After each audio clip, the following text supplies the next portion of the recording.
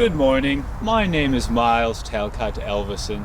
While I was not born here, and I certainly wasn't raised here, I did spend over half a century educating the youth of the day. It helped keep me quick as a whip and sharp as a tack, even in my advanced years.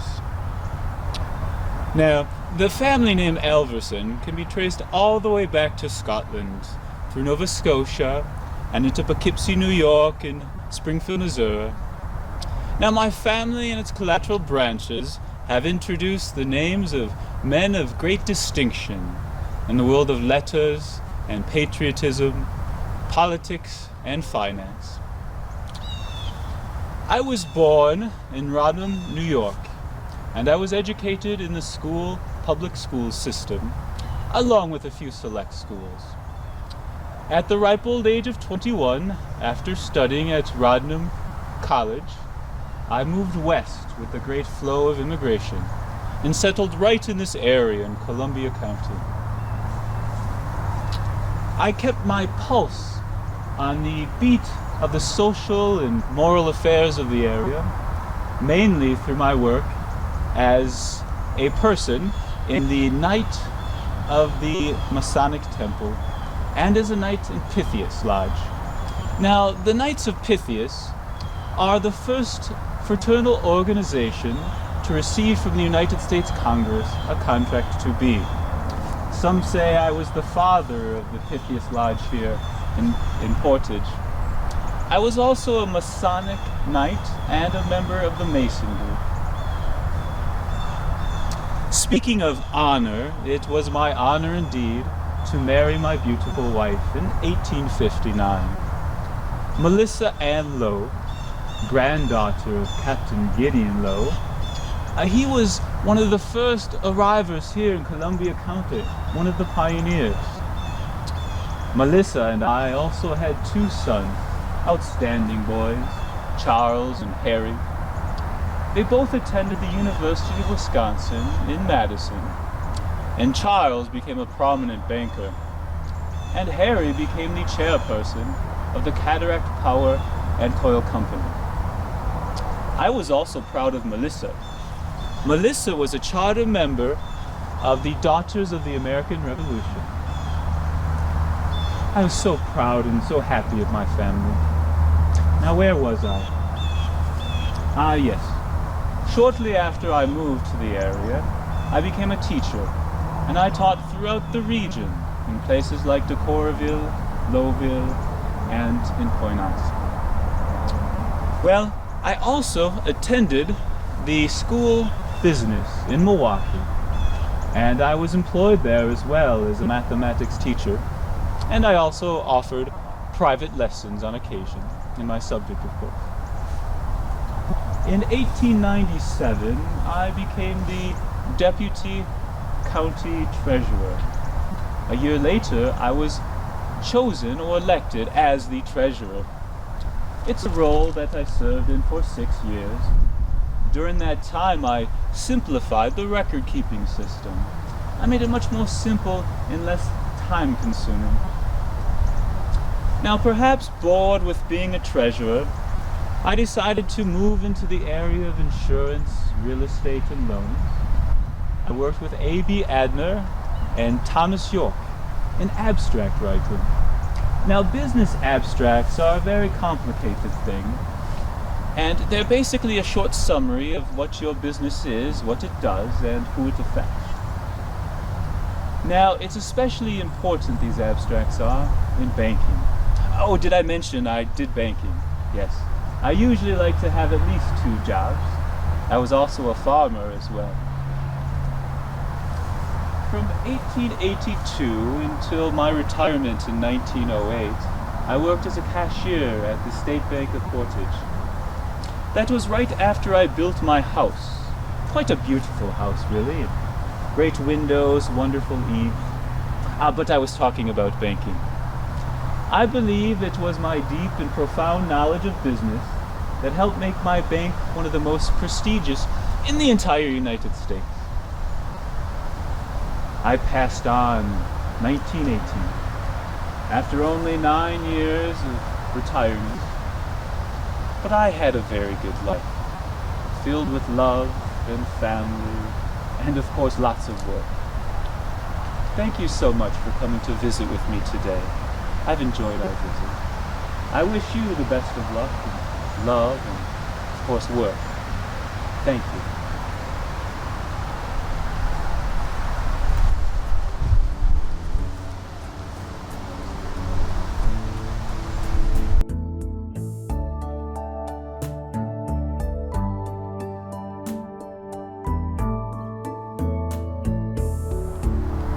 Oh, I see you there.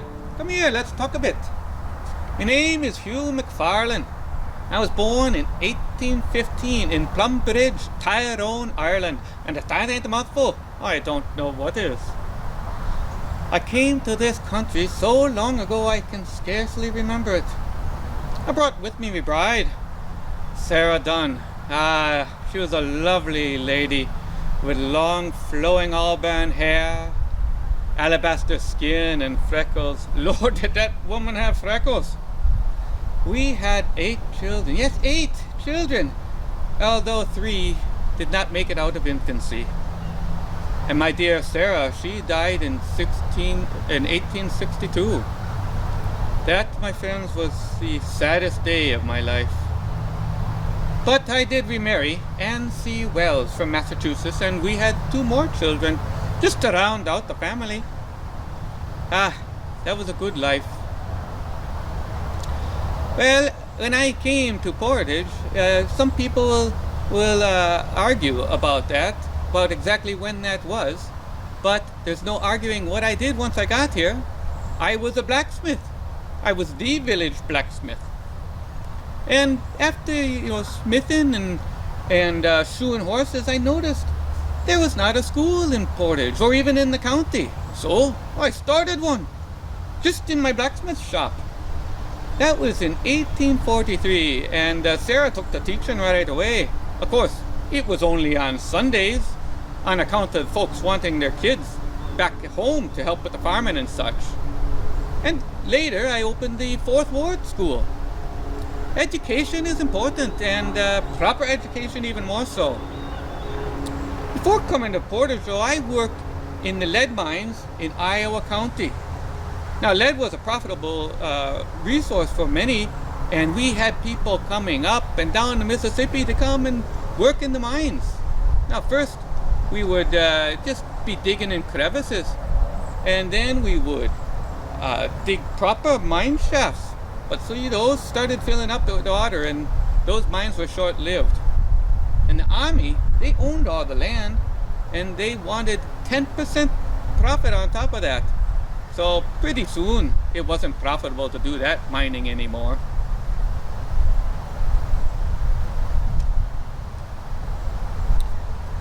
Well, a few years after moving to Portage, I noticed we needed to have a census. It was like nobody thought of doing a census before. Well, I saw it needed to be done, and so I did it. That's just the type of person that I am. I see things as me civic duty, and I need to do things. Well, it's kind of being through the census that I established connections in the area. And I was a founding member of the Masonic Lodge in Portage. Now, back then, many people were members of the Masons, and we felt it was a good thing. You see, you had to believe in God, but we did not talk about it at the meetings. See, we all believe there's only one Supreme Being, but you're free to learn and explore and express yourself in many different ways. The important part was having connections. And, back then, we were honored our men and our women, and we honored our immigrants. And we were all hardworking, trying to make a better life for ourselves, having a shared experience and establishing community and connections. It was through those connections that I made in the Masons that I got involved with the railroad. Now, I love the sound of them trains. And after investing in the railroad, I became a director of the La Crosse and the Milwaukee roads, and the Portage and the Madison roads as well. being a Mason also gave me connections that helped in a political career. Now, I did not plan on going into politics, but where sometimes life leads you or calls you in a direction and you go where you're called. So, in 1847, I became a territorial legislature. That was a year before we became a state, and 7 years before Portage became a city. Now I know that we were a county seat in 1850, but we weren't a proper city until 1854. And once we were, I became the first state representative in the assembly from Portage. The life took me many places, and I didn't always know where I was going to go. I just followed along as life led me. And even when I had turns for the worse, like the loss of my dear Sarah and our 3 children, I saw it through. You have to be ready for changes and adapt when life changes on you. But I'm so grateful for being as involved as I was. I died in 1902, but that was after an amazing life that took me all the way from Ireland to Portage, where I can be here with you fine folks. Well, I thank you for your time today, and I do hope that maybe I brought a little bit of sunshine or maybe a rainbow to your day. But maybe I was that spot of gold that you were looking for. But if not, I still hope you learned something. Now, you go about your day, and when you do, make sure that you look for life giving you some chances and taking opportunities. Don't be fighting it. Just carry on then and follow through with life. Thank you then.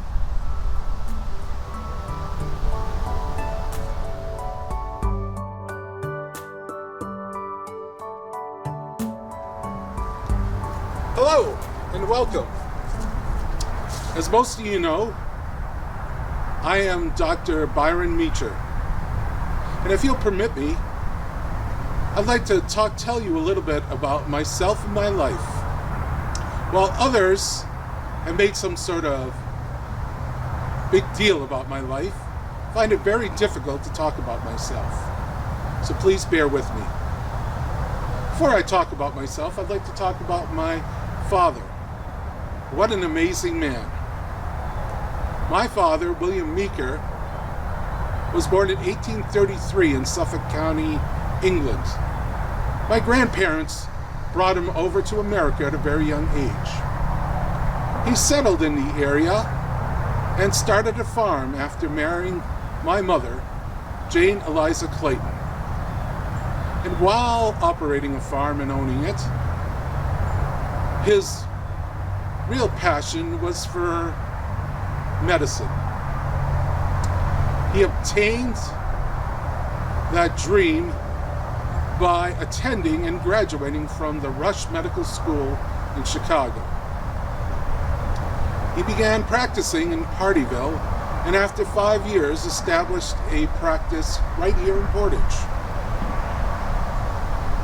My father's practice grew and grew, and soon he became known as one of the most eminent surgeons in the state. He even did surgeries with the 10th Wisconsin. Father often performed surgeries on kitchen tables and by oil lamp. It wasn't very sanitary. I helped him as much as I could. And I eventually had almost the same experiences as him. Well, let's get back to talking about Father. Father was baptized in the Church of England. He was a free thinker and followed the likes of Darwin and other evolutionists. He obtained the 33rd and last degree, the Scottish Rite Masonry. While I followed in my father's medical footsteps, I did not follow his spiritual and religious beliefs. I was a doctor, and science and medicine were my religions. I began my education in Portage, and even while serving at the high school, I helped my father with surgeries. I was my father's assistant for 4 years. I then followed in my father's footsteps and attended and graduated from the Rush Medical College in Chicago. I served my internship at the Cook County Medical Center and then traveled abroad. I began my overseas education in Heidelberg under the tutelage of the very well-known Professor Arnold. I took a lot of classes about pathology, which is the cause and effect or the study of disease. But I wanted more knowledge. So I left Heidelberg and went to Vienna, where I studied surgery under Dr. Billroth and Braun. That is where my love for surgery began. I could not wait to get back to the States and begin my practice. I came back to Portage and set up an office with my father. I was mostly a general practitioner, but my fame and knowledge became greater and greater in surgery. And that's when I really began my career as a surgeon. That was to be my lifetime basis, my career basis. I did not take a wife, but I took a farm instead. I named the farm 400 acres of wool. On this farm, I grew deer in the pen behind my house. My favorite doe was a doe named Diana. She bore 30 fawns, and sometimes they were triple births.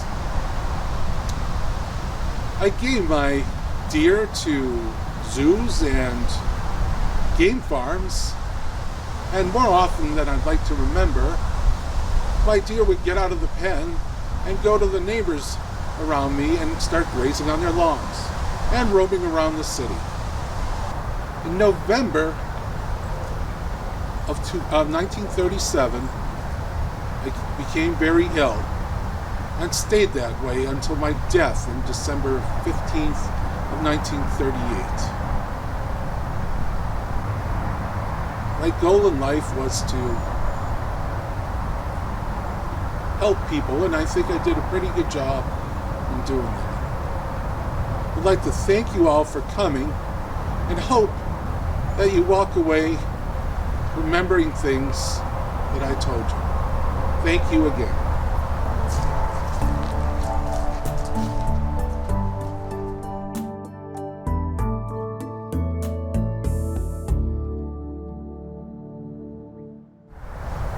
Oh, hello! Welcome. Please, gather round and make yourselves as comfortable as possible. I mean, it is a cemetery. Oh my, where are my manners? I'm Zona Gale. I was born right here in Portage 175 years ago, in 1874. Oh, things were very different then. We didn't have cars, or things like the internet, or women's rights, or TV. We did have books and theater, though. Those were our entertainment and my passion, which I turned into a profession. My father, Charles S. Gale, who was a railroad engineer, and my mother, Eliza, who was a teacher, instilled in me the quiet love of books. When I was but a girl, my parents were very protective and encouraged me to use my imagination and to play with them, especially Mama. She was my best friend and instilled in me what was right and wrong, and taught me to love God. Daddy was a self-educated man and a philosopher. He taught me that the supernatural could coexist on a higher plane as human life. I didn't get to play with the other kids or run around much, but that was okay because I got to play with Mama and read a lot. Oh, I read Paradise Lost and Pilgrim's Progress and the Bible, Shakespeare, and Sir Walter Scott and Charles Dickens and more. I loved reading so much that I had to become a writer. I wrote poems and short stories, and I even published my first novel by the time I was 13. Mama kept everything I ever wrote and encouraged me to submit my novel to the Youth's Companion. It didn't get published, but I wasn't discouraged, and in fact, 4 years later, in 1891, I enrolled at the University of Wisconsin all the way down in Madison.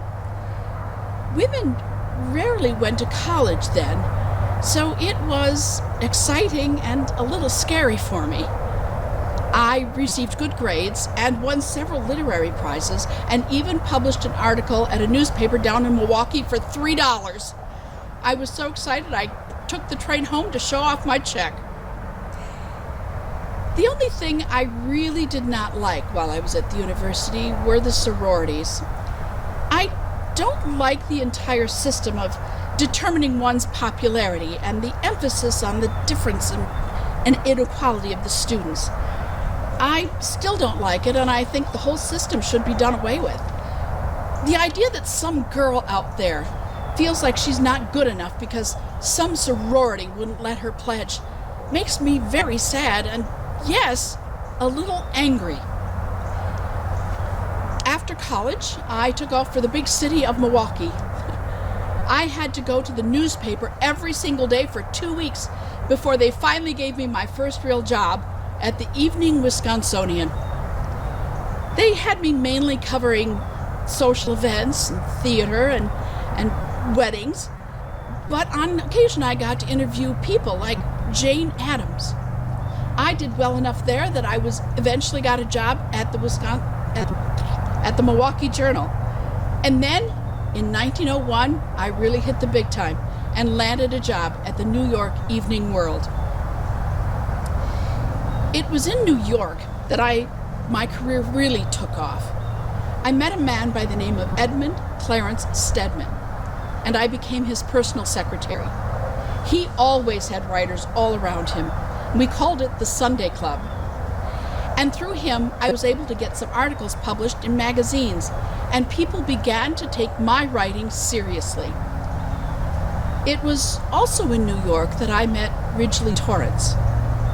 He was a poet, and we ran in the same circles.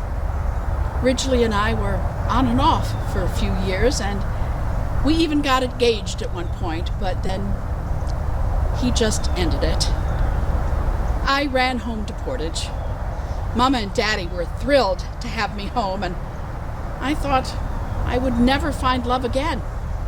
So I took to writing with the hope of helping me heal and becoming a successful author. And I published my first novel in 1906. It was called Romance Island. The real success came 2 years later, though, in 1908, when I published Friendship Village.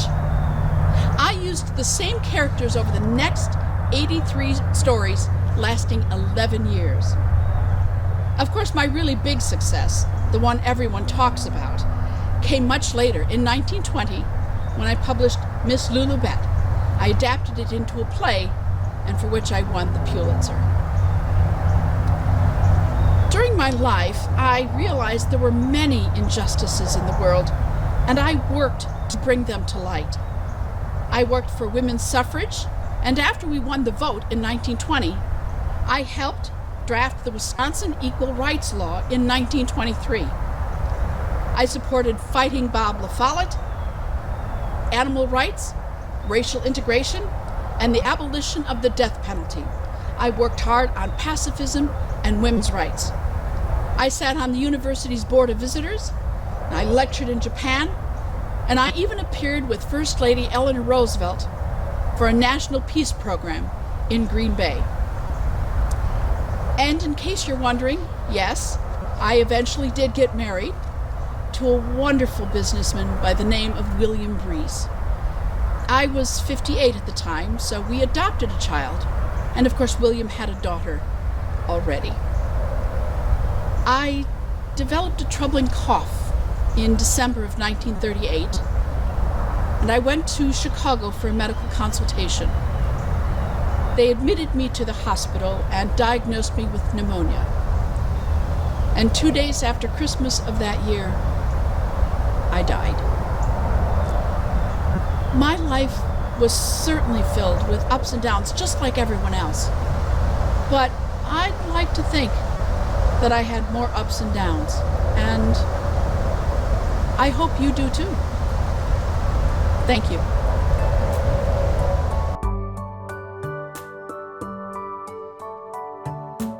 Good day. Thank you for joining me. As a few of you have been instructed, my name is Albert Barker. Thank you for taking a few moments of your time in this time and in this place to learn more. I'll do my best to answer questions you may have through way of introduction. I was born in Milwaukee in the winter of 1853. My father, Daniel, along with his father, owned a haberdashery shop, and it made for a comfortable life. To be more accurate, it was a hat and cap store, but it made for a comfortable life indeed. I was educated in Elkhorn, by which time my father had left the haberdasher business to become a lumber baron, in whose footsteps I would follow. At the age of 14, I entered into the lumber trade and suffered for 16 years under the tutelage of my father. Bear in mind the last 4 years of which I ran and operated my own mill in Mason City, Iowa. Having paid my dues, I felt it was time to come home, and I joined my father in a new venture called the Barker Lumber Company. We opened a location in Delavan, and such was the success of our activities that we opened another location in Darien. And it was a successful venture. My father, the president, and I, vice president of that company. It was a family business, such as most businesses were in 1879. A good business, a profitable business. But yet I longed for more. I longed to make my own mark. 19 years later, an opportunity arose, and I seized upon it. My father and I sought to capitalize on the growing population of the state of Wisconsin, and we did so. In 1898, my son Gordon and I came to the area in which we now preside to begin a new venture. We formed the Barker Lumber and Fuel Company. Instead of just lumber, we would deal with all types of building material, including soft and hard coal. Now you look upon a morning such as this, a cool and damp and dank autumn morning, and I wish no one any ill harm, but it in turn warms the heart of a man in the fuel business. For today, a day such as today is wonderful for commerce. My horsemen and later my coal delivery trucks would be very busy on a day such as today. Now you may wonder, what is the difference between the two types of coal, anthracite and bituminous coal? I could go on for hours about those differences, but you would think me a bit pompous and leave you not answering the entire inquiry. The real difference is in their uses. Anthracite, or hard coal, is black and shiny, much like flint or obsidian, and is best used for purposes like heating fuel. Soft or bituminous coal is much duskier and duller, has a lower ignition point, but burns hotter and faster. But I could go on for hours about the lumber and fuel business, and I take my notes to such that we keep from rambling. In fact, it is now only such that I realize that I have mentioned my son Gordon without properly introducing him. In 1874, I met and married a woman named Abigail from Newton, Illinois, but I didn't hold that against her.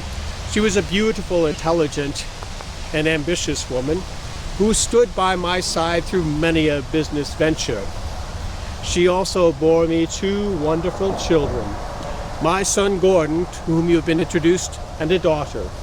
Our daughter, Grace Beth was her name, married a fine man by the name of J.E. Heath, who came to become the treasurer of the Barker Lumber and Fuel Company, on which I now served as president. In addition to owning and running the Barker Lumber and Fuel Company, a full day's work in itself, I also had the honor of being the second vice president of the First National Bank of Portage. It was a strong financial institution which for many years had conducted a strong and profitable business. Now I must admit that within this keen introduction, I have come across as a keen businessman, able to avoid some of the pitfalls which other investors fell into. And while, yes, I was a persistent and resolute and energetic worker with strong executive powers, there was more than that which encircled my time. I was a 32nd degree Mason, having taken up both Scottish and York rites.